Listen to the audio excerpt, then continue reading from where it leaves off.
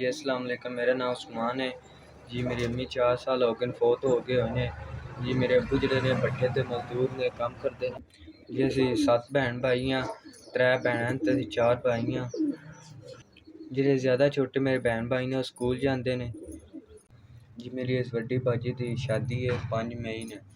मेरे अब्बू जेह्ड़े मजदूर ने हुण भी कोई पैसे टके मंगण गए होए ने। 5 मई शादी मेरी इस वड्डी भाजी दी। मैं भी परेशान हाँ ते मेरे अब्बू भी परेशान ने। शादी नूं मगर थोड़े दिहाड़े रह गए न। अग्गों पिच्छों अब्बू मेरे पैसे बथेरे मंगदे पे न पर कोई आसरा नहीं बनदा पिया जी। 5 मई नूं मेरी भैन दी शादी है ते साडे कोल 50 बंदे दा खाने पीने दा इंतजाम नहीं होंदा पिया जी। अल्लाह दी ज़ात ने जे करम कीता मेरी भैन 5 तरीक नूं इज्जत नाल अपने घर चली जाएगी।